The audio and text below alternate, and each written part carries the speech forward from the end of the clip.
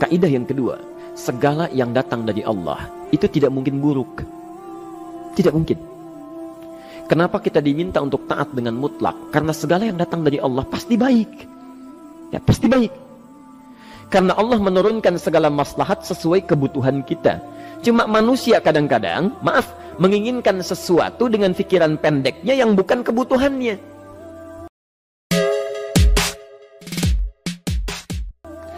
Al-Baqarah 216. Enggak pelan-pelan kita ya.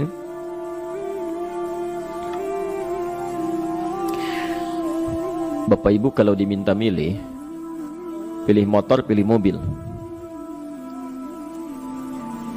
Apa? Pilih motor, pilih mobil. Kalau sebagai manusia biasa pilih motor, keterlaluan itu. Umumnya akan memilih mobil. Akan memilih mobil umumnya. Tapi kadang-kadang kita menginginkan sesuatu yang tinggi, menurut Allah itu bukan kebutuhan kamu. Kebutuhan kamu itu motor. Keperluan kamu motor. Kalau kamu punya mobil, sulit nantinya. Gangnya sempit, mesti bikin garasi, anggaran bertambah, dipikirin juga. Capek. Sudah, motor saja, terbebas dari banyak kemacetan. Mampu diurai, tidak banyak difikirkan. Pelan-pelan. Turun ayat, Kutiba alaikumul qitalu wa huwa kurhul lakum. Ya. Diwajibkan atas kalian berperang. Dulu orang diminta jihad gelisah. Ya. Gelisah. Nah, kalau ada perintah Allah yang melahirkan kegelisahan, ini maknanya. Ya, tidak harus dalam konteks jihad yang fisik. Ya. Jihad, melawan hawa nafsu kita. Jihad melawan pikiran kita.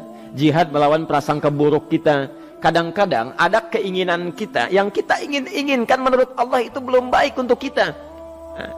Nah, sifat manusia ketika diberikan oleh Allah keputusan yang terbaik, kadang-kadang ada sifat dalam hatinya gejolak, belum bisa menerima. Ada gejolak di hatinya. Dalam keadaan demikian kata Quran, Kutiba alaikumul qital. Kalau Anda merasakan sesuatu sedang ada gejolak di jiwa, sulit menerima ketetapan Allah, maka perangi perasaan-perasaan buruk itu. Wa huwa kurhul lakum, walaupun itu sulit. Walaupun itu sulit. Jangan berprasangka buruk dulu pada Allah. Ayat yang indahnya, perhatikan kalimatnya. Asa an takrahu syai'an fahuwa khairul lakum. Boleh jadi Anda tidak menyukai sesuatu, di balik itu ada kebaikan-kebaikan besar yang Allah sedang rencanakan.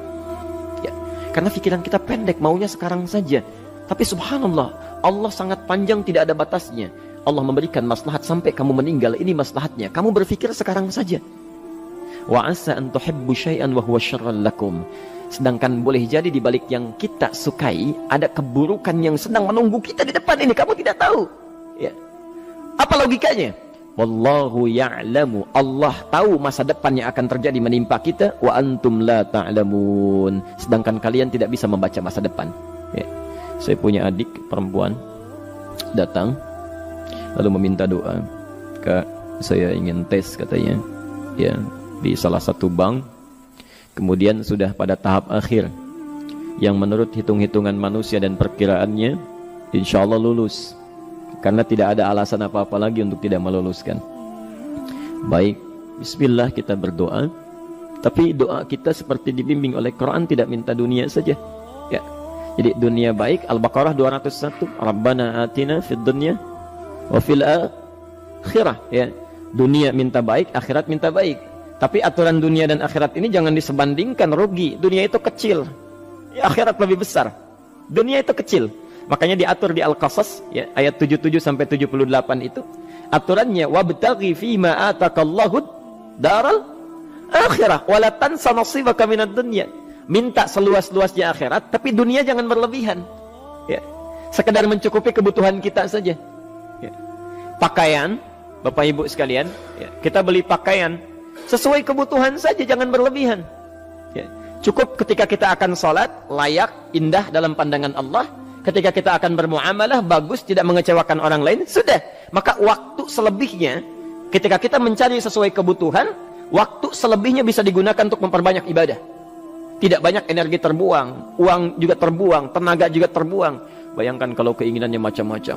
Wah, ingin baju terbaru, ingin tasnya Hermes, mereknya dari Paris, sekarang juga mesti dibeli. Wah, Uangnya sudah 400 juta keluar, tenaga mesti keluar, beli tiketnya macam-macam dan sebagainya. Habis waktu untuk mengejar dunia, ibadah tertinggalkan. Di rumusnya dunia itu secukupnya saja. Nah, yang paling menarik, kita doakan supaya Allah memberikan kebaikan dunia dan akhiratnya yang paling utama. Maka datanglah dengan lesu mengatakan, saya tidak lulus katanya. Kenapa? Saya bilang, saya tidak tahu, saya sudah berusaha. Tapi konon kabarnya, saingan saya adalah anak salah satu pejabat. Masya Allah. Saya bilang, kamu jangan bersedih.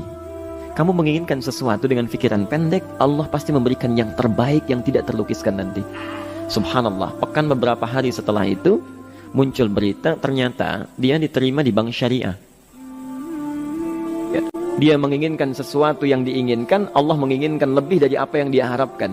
Dikasih bank syariah, di situ terjaga, meningkat keagamaannya, terjaga hijabnya, segalanya, dan disitulah kemudian diarahkan untuk menemukan jodohnya. Masya Allah. Dia berpikir saat itu Allah merencanakan masa depannya. Ya. Jadi apa yang Allah sudah rencanakan pasti baik, Pak, Bu. Jadi tadi dari salat subuh yang pertama kali ingin disampaikan adalah, coba dilihat sampai subuh ini, adakah aturan Allah dan Rasulnya yang sampai subuh ini pernah kita langgar, pernah kita ragukan? Barangkali itu yang membuat kehidupan kita sulit. Ya. Allah, Rasul membuat aturan. Dan ada 4 tipikal orang, ya, 4 tipikal orang bila dihubungkan dengan aturan yang Allah dan Rasul sudah buat itu. 1, ada yang ikut aturan. Maka orang seperti ini kata Quran, yuridullahu bikumul yusra wala yuridu bikumul usra. Al-Baqarah 185. Allah menginginkan kemudahan, tidak menghendaki kesulitan dalam hidupmu. Ya. Maka dibuat aturan, yang ikut aturan Allah pasti mudah hidupnya. Ya, pasti mudah hidupnya. Ya. Rizkinya mudah, hidupnya mudah, nyaman, enak. Ya. 1, ada yang ikut aturan. Yang kedua, ada yang keluar aturan. Ya. Ini pasti repot. Pasti repot. Di awal-awal seperti menyenangkan, ujung-ujungnya repot. Allah bilang, jujur, jangan berdusta. Kalau dusta celaka. Wailul lil mukadzibin. Celaka bagi para pendusta. Dia keluar aturan, dia berdusta. Awal-awal memang nikmat. Besok. Ya. Pak, ini amplop siapa ya? Ya. Maaf Pak, ini amplop memang ini khusus Pak, anggaran tertentu, tidak ada kaitan dengan proyek ini. Padahal ada kaitan dengan proyek, dia sisihkan untuk kepentingan pribadinya. Bohong. Saat itu merasakan enak dapat tambahan, besok-besok dikejar-kejar sama aparat kepolisian. Ya. Celaka. Wail, itu sudah keluar aturan pasti celaka. Ya. Subhanallah. Jadi ada orang kedua keluar aturan. Yang ketiga bikin aturan sendiri. Dikasih aturan, dia bikin aturan sendiri. Subhanallah. Kalau sakit, dibuat ketentuan. Sakit pertama, kalau biasa-biasa saja, ya, subhanallah, ikhtiarnya pergi ke dokter. Seorang sahabat datang kepada Rasulullah, ya Rasulullah, saya sakit, tolong doakan saya. Kata Nabi, idhab ila tabib, pergi ke dokter. Ini orang pintar sekali. Kata orang ini, ya Rasulullah, Anda kan Nabi Rasul, angkat tangan Anda, Allah kan maha menyembuhkan, nanti Allah sembuhkan saya. Cerdas ya? Tapi subhanallah, Nabi harus lebih cerdas, dapat bimbingan dari wahyu. Pergilah ke dokter karena kesembuhan yang telah Allah tetapkan dititipkan di tangan para dokter. Masya Allah, pergi ke dokter. Ya. Itu rumus pertama. Nanti kalau dokter sudah pada hand up, ya, angkat tangan tidak mampu menyembuhkan, itu tandanya Allah ingin langsung menyembuhkan tanpa turut campur makhluk yang ada. Maka kaidahnya akan berubah nanti, ya, dari kaidah biasa kepada kaidah Al-Anbiya ayat 83 sampai 84. Itu aturan yang menyembuhkan langsung dari Allah Subhanahu wa taala. Tapi kalau Anda sakit, perginya ke dokter. Ya. Cuma ada manusia bikin aturan sendiri. Sakit, pergi ke dukun. Ya. Dukun nggak bisa, pergi ke paranormal. Dirinya pun sudah nggak normal. Makanya disebut paranormal, karena nggak normal. Ya. Tapi didatangi juga, gitu, bikin aturan sendiri. Karena itu jadi lebih sulit hidupnya. Ya. Doa, minta pada Allah, kan sederhana. Ya. Doa, nggak bayar, nggak ada macam-macam, Masya Allah, gampang sebetulnya. Ada kekeringan, sekarang kan banyak kekeringan ya, banyak kekeringan. Dikasih rumus, subhanallah, dikasih rumus yang tidak perlu pakai biaya, meluangkan waktu, itu pun berpahala juga. Dunianya dapat, akhiratnya melimpah. Ya. Dikasihlah salat istisqa, Masya Allah, tinggal minta, memohon kepada Allah. Salat, mengangkat tangan, mohon pada Allah, subhanallah. Manusia tidak bikin aturan sendiri. Digarami saja. Orang garamin sayur, dia garamin awan. Cari biaya. miliaran, terbang pakai pesawat. Kalau Allah tidak berkehendak, ya sudah. Ya, ayo silahkan, berapa biaya yang mau kamu kumpulkan? Tenaga yang kamu kumpulkan, silahkan aja. Ya, yang ini hujan, bikin kering lagi di sana. Sana hujan, bikin kering lagi di sana. Mau sampai kapan?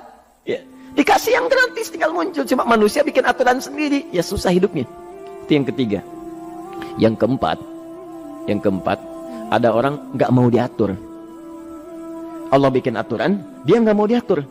Ya, Masya Allah. Ini yang luar biasa. Inilah yang fasik. Fasik itu keluar dari aturan, menyimpang, tidak mau diatur dia. Ya, tidak mau diatur.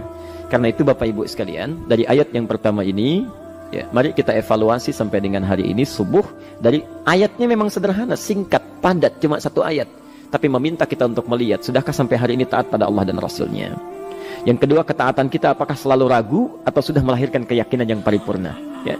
Yang ketiga, pelajari aturan-aturan Allah terkait kehidupan kita. Aturan salat, aturan muamalah, ya, aturan beraktivitas, aturan berumah tangga. Pelajari itu supaya mendapatkan kemudahan. Biasanya kesulitan didapatkan karena kita belum mengenal aturan Allah dan Rasulnya.